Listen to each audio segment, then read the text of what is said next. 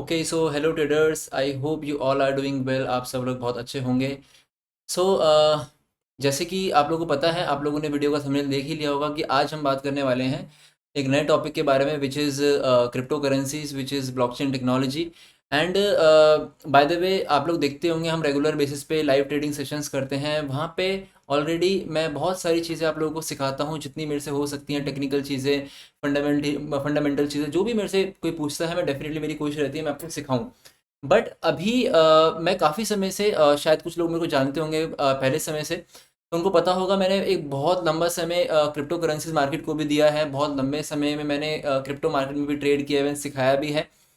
तो अब मैंने सोचा कि यूट्यूब के ऊपर एक रेगुलर बेसिस पे कुछ सीरीज़ को डाला जाए। तो उसमें से आज अभी एक वीडियो पहले भी डली हुई है बिटकॉइन के ऊपर, काफ़ी अच्छी वीडियो है, उसको आप देख सकते हैं। तो आज सेकंड वीडियो हम बनाने जा रहे हैं, जिसके ऊपर हम बात करेंगे हमारी क्रिप्टो करेंसीज, ब्लॉकचेन टेक्नोलॉजी, कितनी इसके अंदर पावर है और क्यों ये यूज़फुल है। ऐसी कुछ चीज़ों के ऊपर आज हम बात करेंगे, ठीक है। ओके। ऐसा हो सकता है कि कुछ चीज़ें वीडियो के अंदर आपको इनकम्प्लीट दिखे, इनकम्प्लीट लाइक थोड़ी सी एडिटिंग वगैरह, जो पीछे से बहुत सारे लाइक वीएफएक्स वगैरह आते हैं, वो सब चीज़ें फिलहाल अभी नहीं है, because I am feeling that is not much important. The main thing that is important is learning, that is important is the way. और मेरी कोशिश है कि मैं आपको ईजी टू ईजी वे में चीज़ों को सिखाऊं, ठीक है, समझाऊं। चलो, तो अब फटाफट से शुरू करते हैं। तो कैमरा मैंने कर दिया है छोटा, और अब फटाफट से हम शुरू करेंगे आज के इस टॉपिक को। तो देखो, आज का जो हमारा टॉपिक है that is totally crypto currencies, ठीक है। तो क्रिप्टो करेंसीज और ब्लॉकचेन टेक्नोलॉजी क्या है, इसके बारे में आप में से बहुत सारे लोगों को पता होगा, बट जिनको नहीं पता उनको मैं बताना चाहूँगा। Basically it is a currency, ठीक है।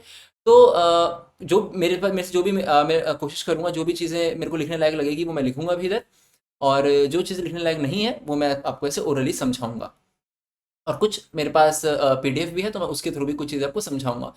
तो देखो, क्रिप्टो करेंसीज की अगर हम बात करें तो क्रिप्टो करेंसी को बोला जाता है कि अगर इसके आगे करेंसी लगा हुआ तो सिंपल करेंसी है। What is currency? Currency, you can से a mode of transaction, right, a mode of transaction. अगर हम जैसे कि देखें तो बहुत सालों पहले, अगर आज से कुछ आप कुछ मैं बोलूँ 1000 ईयर्स पहले जाओगे, तो उस समय पे शायद जो आज हम करेंसी यूज़ करते हैं, आईएनआर हम यूज़ करते हैं, जो भी हम मनी यूज़ करते हैं, पेपर नोट्स यूज़ करते हैं, कॉइन्स यूज़ करते हैं, ये उस समय पे नहीं हुआ करती थी, है ना। उस समय पे ट्रांजैक्शन करने के लिए लोग क्या यूज़ किया करते थे? उस समय पे ट्रांजैक्शन यूज़ करने के लिए लोग बार्टर किया करते थे। बार्टर सिस्टम है ना, exchange of goods for goods. आप मेरे को ये ले लीजिए और मेरे को उसके बदले ये दे दीजिए, है ना। If like if somebody wants rice, तो वो वीट के साथ उसको एक्सचेंज कर सकता है, राइट। तो इस तरीके से बार्टर सिस्टम हुआ करता था। एंड इवन आज भी ऐसे कुछ जगहें हैं जहाँ पे बार्टर हुआ करता है। हमारे इंडिया में ऐसे बहुत सारे गाँव हैं, बहुत सारे विलेजेस हैं जहाँ पे आज भी बार्टर सिस्टम हुआ करता है। तो ठीक है, बार्टर सिस्टम था। इसके बाद धीरे धीरे एवोल्यूशन हुआ। एवोल्यूशन बोले तो चेंज, एवोल्यूशन ऑफ मनी इसको हम बोल सकते हैं। जो पैसे के अंदर या फिर लेन देन के सिस्टम के अंदर, मोड ऑफ एक्सचेंज के अंदर आता हुआ बदलाव है, ठीक है। उसके बाद जब किसी को पता चला कि there is some precious metal, मतलब ऐसा कोई धातु है जो ज़मीन से निकलता है, तो फिर सोना आया। सोना, चांदी, उसके अंदर लेन देन होने लगा, ठीक है। फिर पता चला कि ये तो बहुत लिमिटेड है, ये तो बहुत प्रीशियस है। तो फिर वहाँ से चीज़ें रुकी, और उसके बाद फिर कॉइन्स बनना शुरू हुए। कॉइन से पहले भी इवन कुछ चीज़ें हुआ करती थी, आपको पता होगा, है ना, जिन्हें हम कौड़ी वगैरह ऐसी कुछ चीज़ें हम बोला करते थे, ठीक है। तो उसके बाद हमारे कॉइन्स आए। फिर कॉइन्स के साथ भी कुछ ना कुछ चैलेंजेस थे। अब देखो, आप इस चीज़ को समझो कि कोई भी चीज़ अगर चेंज हो रही है, वो चेंज क्यों हो रही है? क्योंकि उसके अंदर कोई ना कोई प्रॉब्लम है, ठीक है। बिकॉज ऐसा बोला जाता है कि एक परिवर्तन के लिए, एक मतलब इफ यू वांट चेंज, तो चेंज के लिए प्रॉब्लम होना बहुत ज़रूरी है ना। बिना बिना बिना कभी कोई प्रॉब्लम के, बिना किसी मैं बोलूँगा समस्या के, कभी कोई समाधान नहीं मिलता, है ना। तो बस वैसा वाला सीन है। तो अब जैसे देखें तो पहले बार्टर सिस्टम में क्या प्रॉब्लम थी? लड़ाइयाँ हो जाया करती थी, इक्वल इक्वल वैल्यूज नहीं नहीं बैठा करती थी। तो इसलिए उस समय पे जो भी राजा वगैरह हुआ करते थे, उन्होंने लाया हमारी क्या कहते हैं, मतलब जो भी एक धातु हुआ करते, गोल्ड के अंदर लेन देन शुरू करा। फिर पता चला वो बहुत प्रीशियस है और बहुत लिमिटेड है, और जो चीज़ लिमिटेड होती है, इसकी सप्लाई लिमिटेड होती है, तो उसकी डिमांड ऑटोमेटिकली बढ़ती है। और हालांकि गोल्ड आपको पता है दिखने में भी अच्छा होता है, उसकी और भी बहुत सारी चीज़ें कर सकते हैं ना। तो इसलिए तो फिर उसके बाद सिल्वर में चीज़ें हुई। फिर सिल्वर का भी पता चला वो भी लिमिटेड है, तो करते करते करते कॉइन्स आए। फिर कॉइन्स के साथ भी एक लिमिटेशन थी। लिमिटेशन कॉइन्स के साथ क्या थी कि लाइक यू आर नॉट, मतलब you won't be able to travel with lot of coins, with lot of money, है ना। मतलब वो उतना ज़्यादा वेट कॉइन्स का हो जाता है कि उनको लेके आप ट्रैवल नहीं कर सकते हो बहुत ज़्यादा। तो उसके अंदर प्रॉब्लम थी, तो उसके बाद जो अगेन एवोल्यूशन हुआ और वो वहाँ से फिर नोट्स आए, ठीक है। फिर नोट्स में बहुत अच्छा था कि 10 कॉइन, 20 कॉइन, 100 कॉइन, 1000 कॉइन्स की वैल्यू छोटे से पेपर में डाल दी, जिसका शायद वेट भी उतना नहीं होता। बट फिर उसके अंदर भी कुछ चैलेंजेस निकले, क्या कि लोग जो हैं वो नकली नोट्स बना ले रहे हैं, ठीक है। तो उसके बाद फिर प्लास्टिक मनी आया कि डिजिटल पेमेंट हम कर सकते हैं, account to account bank transfer digital payment कर सकते हैं। फिर उसमें भी प्रॉब्लम्स थी। उसमें प्रॉब्लम्स क्या थी कि not everybody is able to accept that those cards, right, because अब वहाँ मशीन चाहिए और भी चीज़ें चाहिए, तो ठीक है वहाँ भी प्रॉब्लम थी। तो फिर डिजिटल पेमेंट्स आ गई जो बस एक क्यूआर के थ्रू डायरेक्ट बैंक अकाउंट में ट्रांसफर हो जाया करती है, ठीक है। अब बहुत सारे लोगों को लगता है कि ये जो हमारी क्यूआर पेमेंट्स हैं, ये जो डिजिटल पेमेंट्स हैं, जो मैं बोलूँगा यस ऑनलाइन पेमेंट्स हैं, फ़ोन पे, पेटीएम, ये डिजिटल मोड ऑफ पेमेंट है। No no, this is not digital payment mode of payment, this is just an, you can say this is just a digital way of your fiat money. जो आपका fiat money है, fiat money बोलते हैं जो notes होते हैं, इनका digital वे है जो आप ट्रांसफर कर रहे हो। बट एट फाइनल आप उन्हें चाहे तो कैश भी यूज कर सकते हो ना। But what is totally digital? Totally digital वो होगा जो डिजिटल ही सारी चीजें हैं, जो डिजिटल ही बना है, डिजिटल ही है, that we can't able to touch, जिसे हम टच नहीं कर सकते, और वो डिजिटल ही एग्जिस्ट करता है, वो बेसिकली डिजिटल करेंसी होगी, ठीक है। तो इसलिए क्रिप्टो करेंसी को हम बोलते हैं डिजिटल करेंसी। नाउ अच्छा, ये मैंने मेरी स्क्रीन मैंने ऐसे ऐसे शो आपको हो रही है, बट मैं इसमें कुछ लिख नहीं रहा हूँ, ठीक है। तो मेरे को ऐसा लगता है कि अभी जब लिखने की बारी आएगी तब हम इसको बड़ा कर देंगे। अभी मैं इसको ही थोड़ा बड़ा करके रखता हूँ, ठीक है, जिससे आपका फोकस जो है वो मेरी बातों पे ज़्यादा जाए, ठीक है। अभी अभी लिखते भी हैं। तो डिजिटल करेंसी बेसिकली क्या है? डिजिटल करेंसी है जो डिजिटली ही एग्जिस्ट करती है, ठीक है। अच्छा, क्रिप्टो करेंसी डिजिटल करेंसी है, बट क्रिप्टो करेंसी जो ये वर्ड है, ये वर्ड कहाँ से आया? सवाल ये है। लोग बोलते हैं कि ये किसे क्रिप्टो करेंसीज क्यों बोलते हैं, राइट? तो basically the word crypto is came from, the word crypto is came from the word encryption.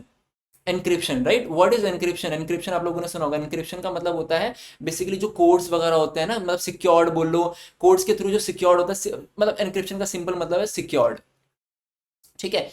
तो करेंसी का मतलब आपको समझ में आता है।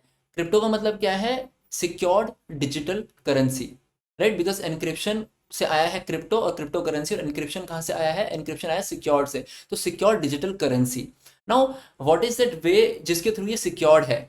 क्या मतलब सिक्योर्ड किस बेसिस पे सिक्योर्ड है, या क्यों है ये सिक्योर्ड सिक्योर्ड?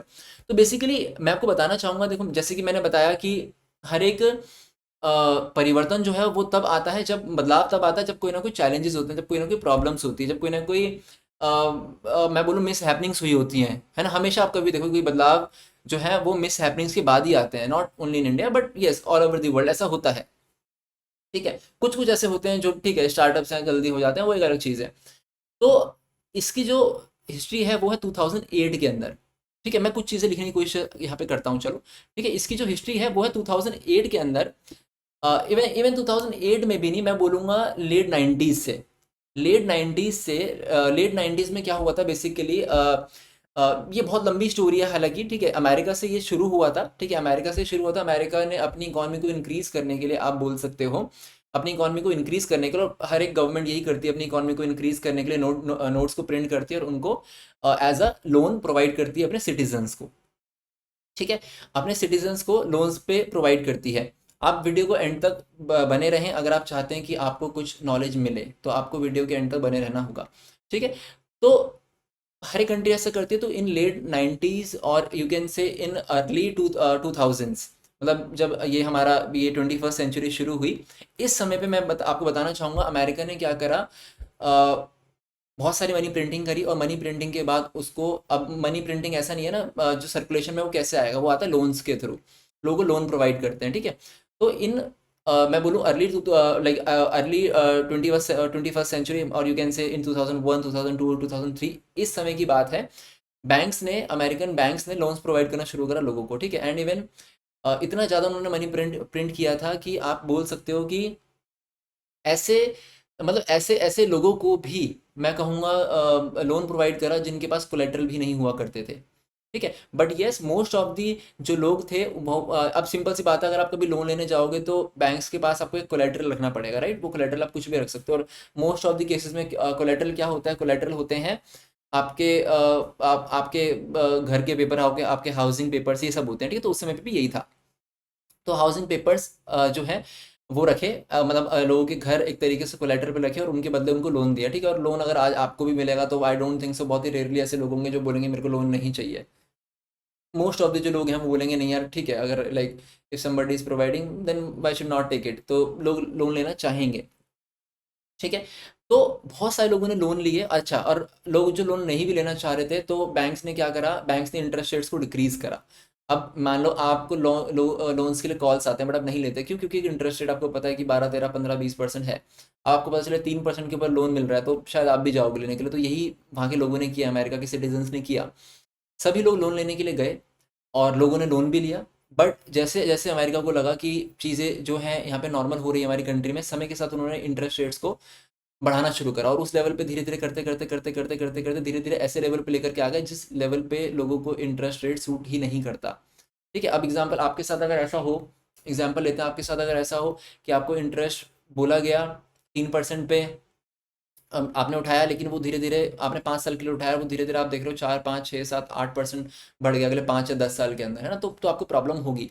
तो ये चीज़ अमेरिका ने करी, तो जिसके चलते क्या हुआ, लोगों ने डिफॉल्ट्स करना शुरू किया, लोगों ने रीपेमेंट्स स्टॉप करे, ठीक है, अमेरिका के अंदर। तो जब रीपेमेंट स्टॉप करे, देखो ये थोड़ा सा इसमें और बहुत डीप, ये पूरा जो मतलब पूरे जो ये क्राइसिस थे ये बहुत डीप थे। इसके अंदर बहुत सारी चीज़ें हो सकती हैं, ठीक है, आप खुद से भी रिसर्च कर सकते हैं। लेकिन जितना मैं बता रहा हूँ ये मोटा मोटा है जो यूज़फुल है, ठीक है। तो बहुत सारे लोगों ने अपने डिफ़ॉल्ट्स करना शुरू करे, क्योंकि पैसे नहीं थे उनके पास वो इंटरेस्ट पे करने के लिए।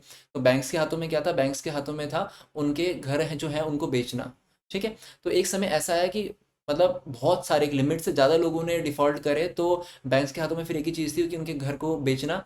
और आपको अगेन वो डिमांड सप्लाई वाला मैंने आपको बताया कि कभी भी किसी चीज़ की अगर सप्लाई कम होती है तो डिमांड बढ़ती है, बट किसी भी चीज़ की अगर एक्सेस सप्लाई हो जाती है तो डिमांड कम हो जाती है। तो यहाँ पे एक समय पे ऐसा आया कि जो हाउसिंग मार्केट है वो क्रैश हुई। क्रैश क्यों हुई? क्योंकि हाउसेज़ की जो सप्लाई थी बहुत ज़्यादा बढ़ गई थी, ठीक है। और बैंक्स बहुत सस्ते रेट्स में भी घरों को बेचने लग गए थे, ठीक है। जिसके चलते क्या हुआ, अब सिंपल सी बात है, अगर आप कहीं रहते हो, आपके साइड वाले बंदे ने लोन ले रखा है, उसका घर मान लो 20 लाख का बिका, एग्जाम्पल ले रहा हूँ, आपके घर की वैल्यू 1 करोड़ रुपए, तो ऑटोमेटिकली आपके घर की वैल्यू भी गिरेगी ना, है ना। अगर आपका काम है उस चीज़ का, आपको सेल करना है अपना घर, या फिर मान लो आप कुछ भी है, आपको रहना, चलो एक अलग चीज़ है, बट एट फाइनल देखें तो इकॉनमी पे इफेक्ट पड़ेगा। तो इकॉनमी पे इफेक्ट पड़ा, हाउसिंग मार्केट पे इफेक्ट पड़ा, और जिसके चलते चलते देखें तो पूरे वर्ल्ड वाइड क्राइसिस आए, जिसे हम हाउसिंग बबल क्रैश भी बोलते हैं, इसको हाउसिंग बबल क्रैश, ठीक है। इट हैपेंस इन 2008, और या इन 2008 एंड इवन इवन अर्ली 2007 से जो शुरू हुआ था, ठीक है, 2007, और आप बोल सकते हो 2008 के अंदर। अब यहाँ से थोड़ा सा इंटरेस्टिंगली समझ आएंगी चीज़ें। 2007 और 2008 के अंदर ये क्रैश हुआ था, ठीक है, जिसको मैं बोलूँगा हाउसिंग मार्केट क्रैश, मतलब इसे इस नाम से बोला जाता है। आप इसकी वीडियोस रिसर्च करेंगे तो you will be easily able to see. अब इसके अंदर बहुत सारे इन्वेस्टर्स थे, ठीक है, इसमें लेमन ब्रदर्स थे इसके अंदर, इसमें बहुत सारी बड़ी बड़ी कंपनीज भी थी, ठीक है, बहुत सारी चीज़ें इसके अंदर थी, ठीक है, बट अभी मैं उस चीज़ों पे नहीं जाना। तो जब ये क्रैश आया तो इम्पैक्ट एक मार्केट से दूसरी मार्केट पे भी पड़ता है, एक इंडस्ट्री से दूसरी इंडस्ट्री पे भी पड़ता है। तो उस समय पे कहीं ना कहीं लोगों को फील हुआ कि यार हम मेहनत कर रहे हैं, लाइफ टाइम इतना पैसा कमा रहे हैं, और उसके बाद भी जो हमारे पैसे कंट्रोल है वो हमारे हाथों में नहीं है, हमारी चीज़ों का कंट्रोल हमारे हाथों में नहीं, किसी और के हाथों में, गवर्नमेंट के हाथों में है, ठीक है। तो उस समय इन 2008 देयर वाज अ पर्सन, ठीक है, that is totally anonymous, he like वो कौन थे, क्या उनका नाम था, वो आज तक हमें नहीं पता। कोई ऐसा बोलता है his name is Satoshi Nakamoto, his name is Satoshi Nakamoto, right? So in 2008, I forgot the exact date, maybe in October, yeah, maybe in October की कोई डेट थी, right? I think अक्टूबर की कोई डेट होगी, आप एक बार जाके चेक कर सकते हो। इन अक्टूबर 2008 somebody found this technology which is blockchain technology, ठीक है। और ब्लॉकचेन टेक्नोलॉजी चलो बाद में समझ में आई, पहले जो आया वो हमारा आया बिटकॉइन, ठीक है। बिटकॉइन कैसे आया, एक वाइट पेपर रिलीज हुआ bitcoin.org, bitcoin.org is the website, वहाँ पे जाकर के आप वाइट पेपर रीड आउट कर सकते हैं। तो उन्होंने एक ऐसी करेंसी बनाई जिसको कोई भी कंट्रोल नहीं कर सकता, that is totally and totally public property, that is totally and totally in public control, in public domain, right. तो इसको बनाया, और बिटकॉइन को जब बनाया तो एक वाइट पेपर लिस्ट हुआ इन अक्टूबर 2008, ठीक है, bitcoin.org के ऊपर। और उस वाइट पेपर को जब लोगों ने पढ़ा तो ठीक है, उसका नाम डिजिटल मनी रखा कि इसको आप यूज़ कर सकते हैं, इसे कोई भी गवर्नमेंट कंट्रोल नहीं कर सकती, ठीक है। इसके क्रिएटर भी आप हैं, सॉरी इसकी सॉरी इसको इसको हैंडल करने वाले भी आप हैं, और इसको ट्रांजेक्शन करने वाले भी आप हैं, सारी चीज़ें इसमें आपके हाथों में है, ठीक है। अब वो कैसे है क्या है उसके बारे में अभी डेफिनेटली आपको बताऊंगा, ठीक है। तो बेसिकली मेरे पास कुछ पीडीएफ्स भी हैं, तो एक बार मैं वहाँ पे आपको लेके चलता हूँ, ठीक है। तो ये ऐसे पीडीएफ्स हैं, ठीक है। मैं बहुत सारी चीज़ें नहीं पढ़ाने वाला हूँ आपको इससे, नॉर्मल कुछ चीज़ें मैंने लिखी हुई है, ठीक है। तो क्रिप्टो करेंसी से रेवोल्यूशन, ठीक है, ये नॉर्मल चीज़ें ये आप देख सकते हो, ठीक है। क्या है क्रिप्टो करेंसी, क्या उसके बेनिफिट्स हैं, ठीक है। वो डिसेंट्रलाइज्ड है, peer to peer electronic system है, वो सब चीज़ें हैं। हिस्ट्री ये है, ठीक है, हाउ इट केम, तो वो सब चीज़ें हैं। ये लाइक ये जो इमेज है ये टोटली ऐसे मैं कहूँगा एक डिजिटली क्रिएट करी हुई इमेज है, ठीक है। He is not the real person Satoshi Nakamoto. कोई बोलता है सतोशी नाकामोटो एक रियल नेम है, बस ये ऐसे कुछ टेक्नोलॉजी कंपनीज को लेकर के बनाया हुआ है। ऐसे comes from Samsung, Toshi comes from Toshiba, नाका कम्स फ्रॉम नाकामिची ऐसे करके एक कंपनी है थी जापान की, अभी भी है शायद, ठीक है। Motto is come from Motorola, तो ठीक है, ये लिखा हुआ है, यहाँ पे लिखा हुआ है, ठीक है। नाकामिची, एक सेकेंड, या नाकामिची, ठीक है। यस, तो ये सब चीज़ें रैपिडली ग्रो क्यों कर रही है, ठीक है। वही सब चीज़ें जो मैंने आपको एवोल्यूशन वगैरह समझाया, ठीक है, वो सब चीज़ें यहाँ पे हैं। एवोल्यूशन मैंने समझाया, अभी क्यों ग्रो करे उसके बहुत सारे कारण है। ये ट्रांसपेरेंट है, ठीक है। हॉल्विंग इवेंट्स होते हैं, हॉल्विंग इवेंट्स प्रीवियस वीडियो में समझाया, उसको जाके समझ सकते हो। लिमिटेड सप्लाई होती है, ठीक है। और इसकी पावर लोगों को बहुत समझ में आ रही है। ग्लोबल इकोनॉमिक क्राइसिस होते हैं, ठीक है। साथ में ये डिसेंट्रलाइज है, देयर आर मल्टीपल बेनिफिट्स, ठीक है। मल्टीपल बेनिफिट्स हैं, तो अभी इसमें मुझे कोई चीज़ ढंग की लगेगी तो मैं समझाऊंगा। यस, वेब 3.0 के अंदर इसे हम कंसिडर करते हैं, ठीक है। Basically there are three types of internet, और you can say the eras of internet, ठीक है। The first era of internet is web 1.0, जहाँ पे इंटरनेट बस एक लाइब्रेरी की तरह हुआ करता था, जब से खाली गूगल ऑरकुट का ज़माना था। ऑरकुट भी अलग था, गूगल याहू का बस जाओ और जाके रिसर्च करो, ठीक है, ये है। और किस चीज़ के बारे में पढ़ना है तो ये है। वेब 2.0 क्या है? वेब 2.0 है जहाँ पे इंटरनेट इंटरेक्टिव बना, जहाँ पे हम एक दूसरे से बात कर रहे हैं, ठीक है। फेसबुक, इंस्टाग्राम, मतलब इंटरेक्टिव हुए। Now what is web 3.0? Web 3.0 is all about जहाँ पे हम सिक्योर्ड हो रहे हैं, बिकॉज वेब 2.0 के अंदर बहुत सारी प्रॉब्लम्स है ना। आपको पता होगा वेब 2.0 में आपके डेटा स्टील हो रहे हैं, ठीक है। आपके फ़ोन के अंदर आपकी सारी जो चीज़ें हैं वो सारी की सारी लाइक सबको आपकी सारी एप्लीकेशंस को पता होती हैं, यू नो दैट, ठीक है। तो वो सब चीज़ें, तो इसके लिए web 3.0 and web 3.0 is started with blockchain technology, with this crypto currency, यहीं से स्टार्टेड है, ठीक है। तो ये सब नॉर्मल चीज़ें हैं, तो अभी इसके अंदर इतना कुछ खास नहीं है। तो अभी आई होप आपको क्रिप्टो करेंसीज के बारे में पता चला होगा, इसका स्टार्ट कैसे हुआ वो पता चला होगा, इसकी इंपॉर्टेंस क्या है वो पता चला होगा। अब सवाल ये है कि ये डिसेंट्रलाइज कैसे है, ये डिसेंट्रलाइज कैसे है, और ये किस वे में, ये डिसेंट्रलाइज कैसे है और ये किस वे में चलता है, इसके बारे में थोड़ा सा बात करना, ठीक है। तो वो है हमारी ब्लॉकचेन टेक्नोलॉजी। देखो अब हमें एक चीज़ समझने की ज़रूरत है, करेंसी। करेंसी, ठीक है, करेंसी मतलब मोड ऑफ पेमेंट, ठीक है। अब हम कोई भी पेमेंट करते हैं, जैसे कि अगर आप मुझे 1000 रुपीज़ भेजोगे तो किसके थ्रू भेजोगे? गूगल पे, फोन पे, बैंक, बीच में एक इंटरमीडियरी होगा ना, फोन पे होगा, गूगल पे होगा, एट द एंड एक बैंक होगा, मतलब एक पेमेंट प्रोसेसर होगा। सिंपल इसे हम इस तरीके से समझे तो एक पेमेंट प्रोसेसर होगा, ठीक है। अगर वो चाहेंगे आपकी पेमेंट हो तो होगी, वो चाहेंगे अगर आपकी पेमेंट नहीं हो तो नहीं होगी। सही बोल रहा हूँ गलत बोल रहा हूँ आपको पता है? अगर बैंक नहीं चाहेगा आपकी पेमेंट हो तो वो पेमेंट नहीं होगी। अगर क्या कहते हैं, ऑब्वियसली ये बहुत बेसिक चीज़ है ना। बैंक्स नहीं चाहेंगे आपकी पेमेंट्स हो तो पेमेंट नहीं होगी। फोन पे नहीं चाहेगा पेमेंट हो, नहीं होगी। बट यहाँ पे नो बडी इज कंट्रोलर, ठीक है। Nobody is controller because यहाँ पे क्या है, यहाँ पे कोई थर्ड पार्टी है ही नहीं, यहाँ पे बस बीच में एक टेक्नोलॉजी है। वो टेक्नोलॉजी कौन सी है? Blockchain technology. ब्लॉकचेन टेक्नोलॉजी का मतलब क्या है? जैसे कि एक चीज़ होती है, मैं आपको ऐसे समझाता हूँ, सेंट्रलाइजेशन वर्सेस डिसेंट्रलाइजेशन, ठीक है। सेंट्रलाइजेशन वर्सेस डिसेंट्रलाइजेशन आप लोगों ने पढ़ा होगा शायद कभी स्कूल में। सेंट्रलाइजेशन क्या होती है? जहाँ पे कोई भी डिसीजन मेकिंग अथॉरिटी किसी एक सिंगल एंटिटी के पास होती है, दैट इज सेंट्रलाइजेशन, ठीक है। अब एग्जांपल लेते हैं, एक बिजनेस है, एक बिजनेस के अंदर जो भी सारे डिसीजंस हैं वो सारे के सारे डिसीजंस मैं ले रहा हूँ, दैट इज सेंट्रलाइज कंपनी आप बोल सकते हो इसे, या सेंट्रलाइज डिसीजन मेकिंग अथॉरिटी या पावर, ऐसा कुछ बोल सकते हो। But what is decentralisation? Decentralisation is जहाँ पे power of decision making distribute हो जाती है among most, like among you can say a lot of the between a lot of the people। तो ब्लॉकचेन टेक्नोलॉजी में क्या है, यहाँ पे कोई सिंगल एंटिटी नहीं है, ठीक है। यहाँ पे क्या है, यहाँ पे एक टेक्नोलॉजी है जहाँ पे, अच्छा ब्लॉकचेन क्या है उसको समझते हैं। एक चेन है जहाँ बहुत सारे ब्लॉक्स हैं, ब्लॉक्स का मतलब क्या है, बहुत सारे कंप्यूटर्स हैं, ठीक है, बहुत सारे कंप्यूटर्स हैं। तो जब कभी भी हम यहाँ पे कोई ट्रांजैक्शन करते हैं with the help of crypto currencies या क्रिप्टो करेंसी के माध्यम से, जो हम किसी को ट्रांजैक्शन करते हैं, जैसे कि मान लेते हैं आप मुझे कुछ यूएसडीटी भेजते हैं या फिर आप मुझे एक इथेरियम भेजते हैं, ये सारी क्रिप्टो करेंसीज, इथेरियम है, बिटकॉइन है, सोलाना है, कार्डानो है, पॉल्का डॉट है, multiple crypto currencies are there. ठीक है, अभी अगर आप चाहेंगे तो मुझे कमेंट्स में ज़रूर बताइएगा मैं, और किस टॉपिक पे आपको वीडियो चाहिए आगे क्रिप्टो करेंसीज, मैं इसके ऊपर भी आगे वीडियोस बनाऊंगा, 100% बनाऊंगा। ठीक है, तो अगर आप इनमें से किसी भी करेंसी के अंदर पेमेंट करते हैं, ऑब्वियसली पहले स्टार्टिंग में आपको अपने आईएनआर से इसमें कन्वर्ट करना होगा स्टार्टिंग में, तो ऑब्वियसली ठीक है।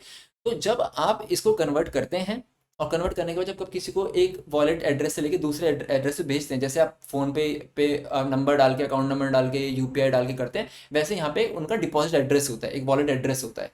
ठीक है, जैसे आप उनको ट्रांजेक्शन करते हैं, ऑलमोस्ट सेम प्रोसेस होता है, फ्रंट एंड में सेम है, लेकिन बैक एंड में प्रोसेस क्या है, बैक एंड में जो बैंक्स के, जो सेंट्रलाइज्ड केस में क्या होता है, बैंक्स के पास जाते हैं, उनके सर्वर्स होते हैं, उनके थ्रू होती है वैलिड।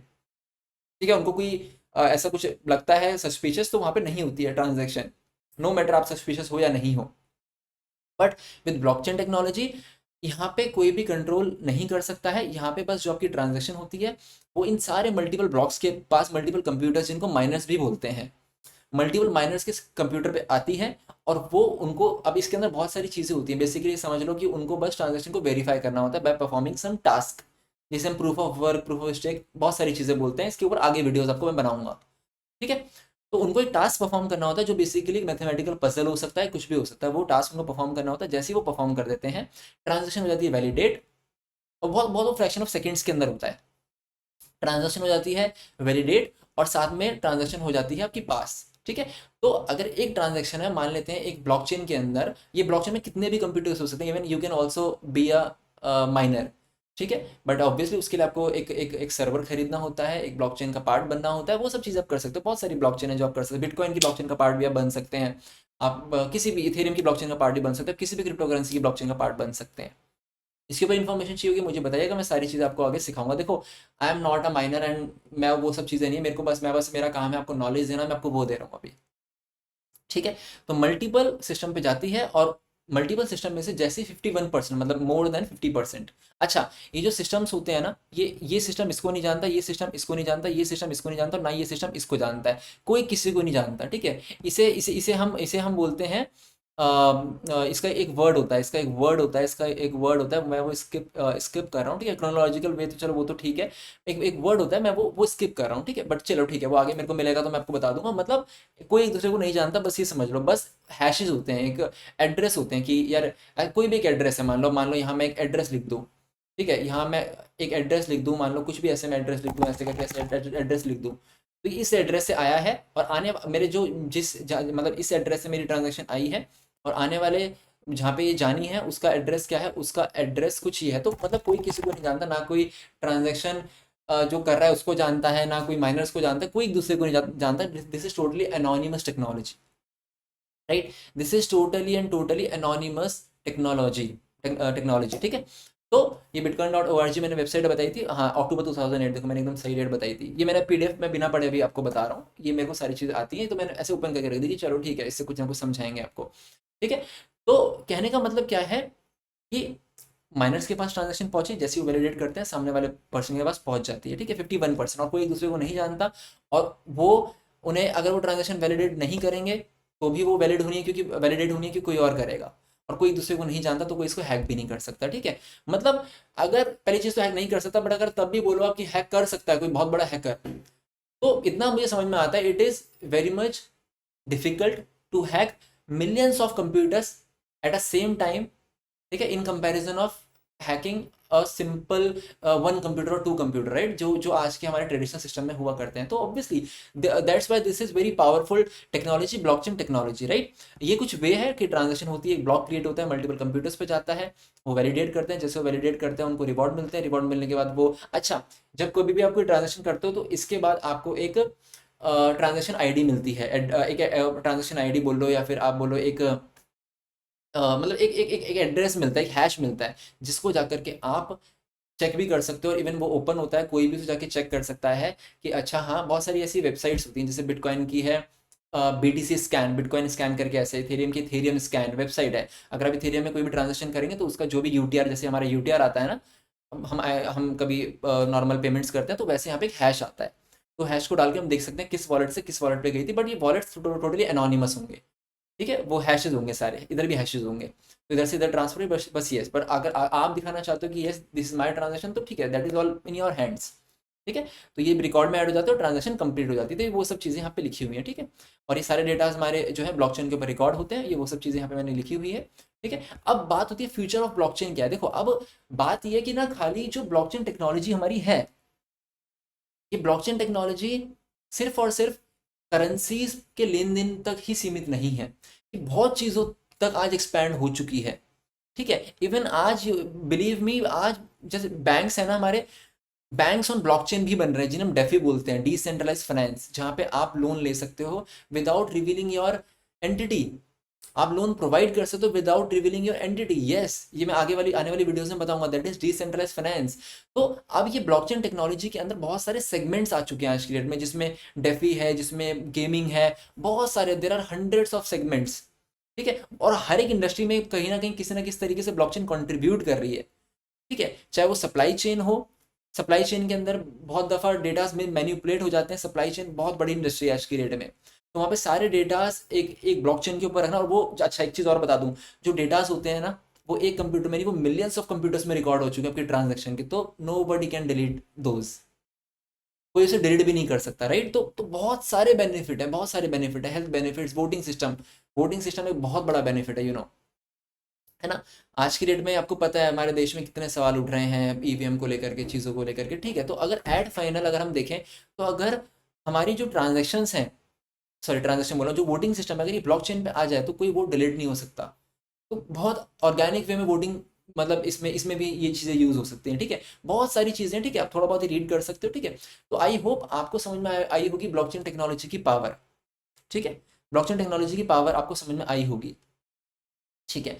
सेंट्रलाइज वर्सेस डिसेंट्रलाइज एक टॉपिक मैंने, अब हम तीन टॉपिक आज मैंने बोला था हम कवर करेंगे, ठीक है। तो मैं इधर लिख देता हूँ पहले हमारे जो तीन टॉपिक्स आज हम कवर करने वाले थे, ठीक है। देखो सबसे पहला टॉपिक हम लोगों ने कवर करा हमारी क्रिप्टो करेंसीज का, वो आपको समझ में आ गया होगा कि डिजिटल करेंसी है जो 2008 में बनी, क्यों बनी वो आपको समझ में आ गया, और वो डिजिटल क्यों है वो आपको समझ में आ गया, ठीक है। और वो जो करेंसी है वो चलती किस पे, वो चलती है इस ब्लॉकचेन टेक्नोलॉजी के ऊपर, ठीक है। तो ब्लॉकचेन टेक भी हमने समझ लिया, ठीक है, ब्लॉकचेन टेक्नोलॉजी भी हमने समझ लिया। अब बात है सेंट्रलाइजेशन वर्सेस डिसेंट्रलाइजेशन।